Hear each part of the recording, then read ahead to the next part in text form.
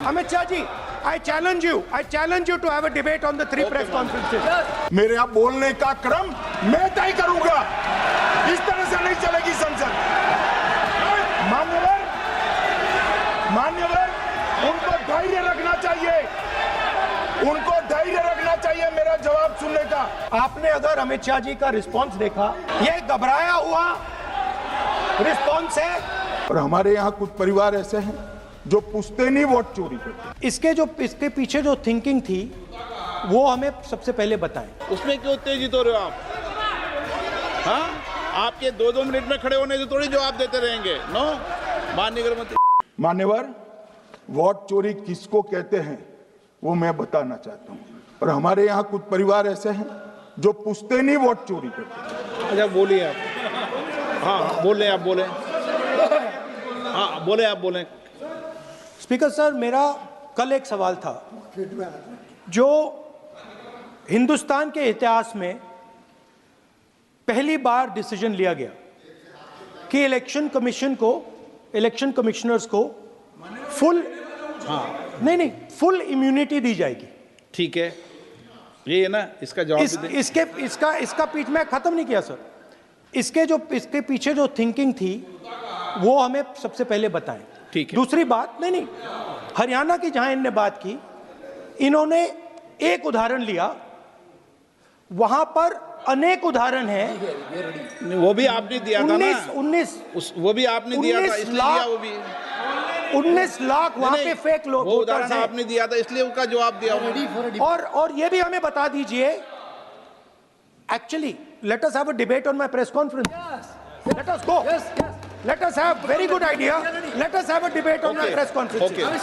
Amit Shah ji, I challenge you to have a debate on the three press conferences. Please. ठीक है, बैठ जाइए। माननीय, please माननीय, आपने बात की थी, प्लीज।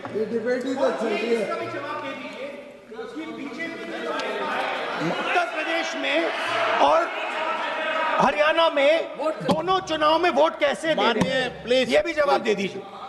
माननीय गृहमंत्री जी।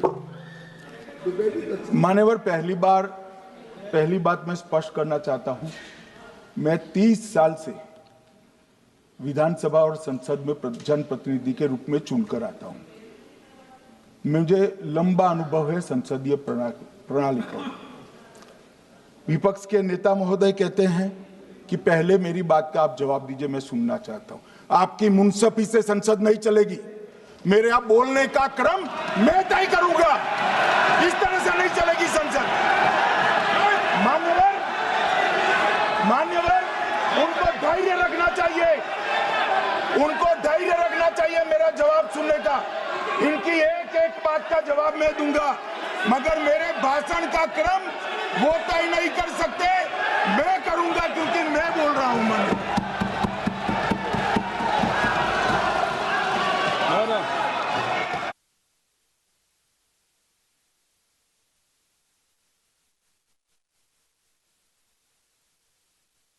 एक मिनट गृहमंत्री जी, एक मिनट गृहमंत्री, क्या गलत बोला उन्होंने यही बोला, आपने जो बात उठाई है मुझे कब बोलना है मैं तय करूंगा, यही बोला ना।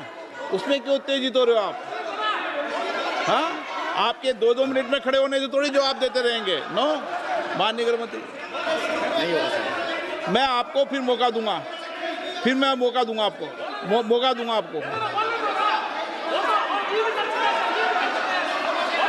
हाँ, बोलिए। हाँ, बोलिए सर, ये बोलिए। आपने अगर अमित शाह जी का रिस्पॉन्स देखा तो ये कंप्लीटली डिफेंसिव रिस्पॉन्स है। ये घबराया हुआ रिस्पॉन्स है, ये डरा हुआ रिस्पॉन्स है। अब सुनिए पूरी बात, प्लीज मानिए। नो, सच्चा रिस्पॉन्स नहीं है। माननीय गृहमंत्री जी। मान्यवर, आपके चेहरे पर बैठो। मान्यवर, आपके चेहरे पर चिंता की लकीरें मैं देख रहा हूं कि मैं क्या बोलूंगा। मैं उनके उकसावे में नहीं आऊंगा, मैं मेरे विषय पर बोलूंगा। मान्यवर, मैंने इतना ही कहा कि मेरे भाषण का क्रम मैं तय करूंगा। मेरे भाषण का पहले क्या बोलना, बाद में क्या बोलना, मैं तय करूंगा। और मैं मानता हूं कि हर एक वक्ता का ये अधिकार है, उनका भी है, मेरा भी है।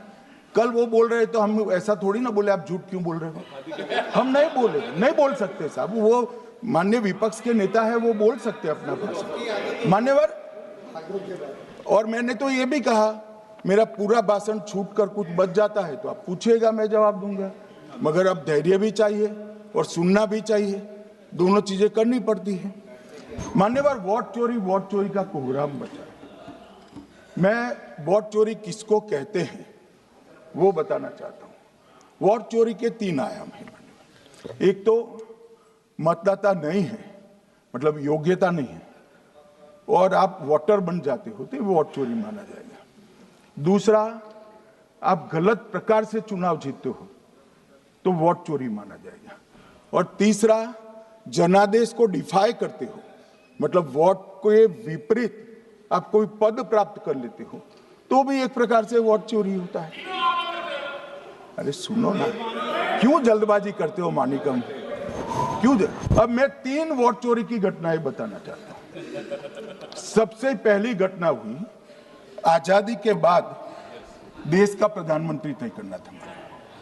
तय कौन करना था? तो उस वक्त के जितने प्रांत थे, इसके कांग्रेस के अध्यक्षों ने, उनके एक एक वोट से तय होना था। अब 28 वोट श्री सरदार पटेल को मिले और 2 वोट जवाहरलाल नेहरू जी को मिले।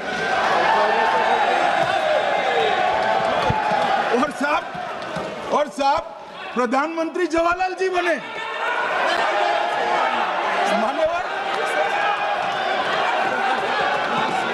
मान्यवर,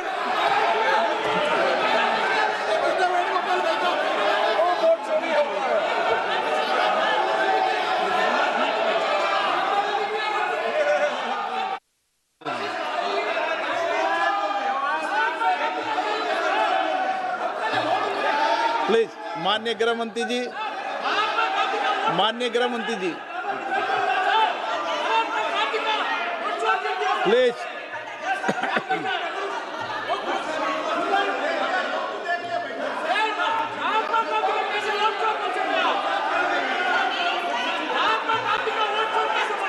बैठो बैठो, बैठिए माने, प्लीज प्लीज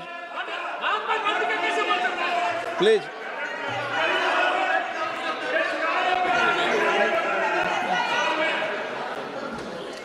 मान्यवर, दूसरी, प्लीज बैठिए बैठिए माननीय सदस्य, प्लीज, हर बार नहीं उठते, बैठिए।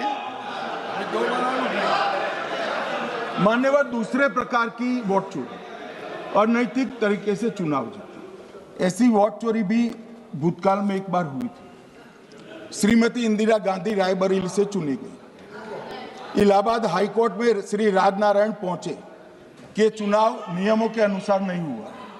इलाहाबाद हाईकोर्ट ने ये तय कर दिया कि श्रीमती गांधी ने उचित तरीके से चुनाव नहीं जीता है, हम इसको रद्द कर दें। मान्यवर, ये भी वोट चोरी थी, बहुत बड़ी वोट चोरी थी। और उसके बाद में क्या हुआ? उसके बाद में वो वोट चोरी को ढकने के लिए संसद में कानून लाए कि प्रधानमंत्री के खिलाफ कोई केस ही नहीं हो सकता। मैं विपक्ष के नेता को कहना चाहता हूं, इम्यूनिटी की बात आप चुनाव आयोग की पूछ रहे हैं, इसका तो मैं जवाब दूंगा, इम्यूनिटी का। मगर ये इम्यूनिटी जो श्रीमती गांधी ने दी थी, इसके लिए आपका क्या कहना है? आपका क्या जवाब है? और उन्होंने तो स्वयं के लिए ले ली, उनका आरोप है। प्लीज, ऐसे नहीं चलता मान्यवर। आप जब बोले, जब 5-5 मिनट में उठेंगे क्या? ये मान्यवर, उनका आरोप है। आप भी बोले ना, गलत। 1-1 मिनट में सदस्य नहीं उठेगा ना। मान्यवर, उनका आरोप है कि सरकार ने बनाया तो लोकतंत्र ने बनाया, तो जो समय का केस था वो बताया है, आगे का तो बताया। मोदी जी को भी सब लोगों ने प्रधानमंत्री बनाया है भाई, आपकी कृपा से नहीं बने हैं। मान्यवर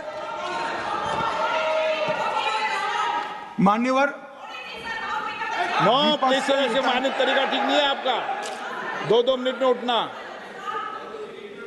मान्यवर विपक्ष के नेता ने कहा कि आपने चुनाव आयुक्तों को इम्यूनिटी दी। इनका आरोप सत्य नहीं है, मैं इसकी बात बाद में करता हूं, परंतु हमने तो चलो मानो चुनाव आयुक्त को इम्यूनिटी दी, श्रीमती गांधी ने तो अपने आप को इम्यूनिटी दी। और फिर जब ये संवैधानिक सुधार के वायरस चैलेंज हुए तो वो केस जीतने के लिए 2, 3 और 4 नंबर के सर्वोच्च न्यायालय के जज को बाईपास कर चौथे नंबर के जज को चीफ जस्टिस बनाया और वहां केस भी जीत लिया। और मान्यवर, ये तो इतिहास है, कौन झुठला सकता है? इनको कोई पढ़ाता नहीं है इतिहास, ये तो इतिहास है, सर्वोच्च अदालत और संसद के रिकॉर्ड में रखा हुआ इतिहास है। इसके खिलाफ लल्लन सिंह जैसे कितने लोग पूरा जीवन लड़े बिहार में इमरजेंसी के खिलाफ, जेल में गए, लाखों लोग गए। और तीसरी वोट चोरी कहना चाहता हूं, तीसरी वोट चोरी का प्रकार मैंने बताया था कि योग्यता नहीं है और मतदाता बन जाना। अभी एक वाद पहुंचा है, वाद मतलब डिस्प्यूट पहुंचा है दिल्ली की सिविल अदालत में। उसमें डिस्प्यूट ये है कि सोनिया गांधी जी इस देश की नागरिक बनने से पहले मतदाता बने।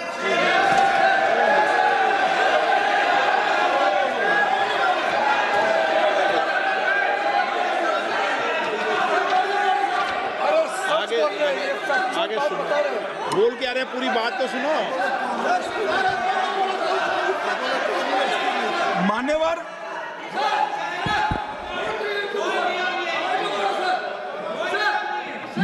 मैंने इतना ही कहा है कि अदालत में केस चल रहा है जो फैक्चुअल है। अब जवाब तो उनको अदालत में देना है, सोनिया जी ने यहां क्यों दे रहे? अदालत में जवाब देना है।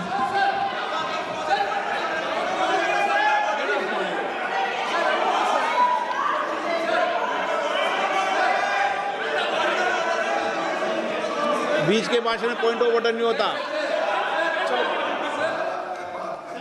नहीं है सर, बुलाइए सर। मुझे याद है जो माननीय सदस्य नहीं है, ये 352 ये रहा, 352 टेबल पे रहता है, मुझे जवान याद है 352। Home Minister is speaking about an issue which is pending in the court. Actually, what happens is, Rosavalli court, some media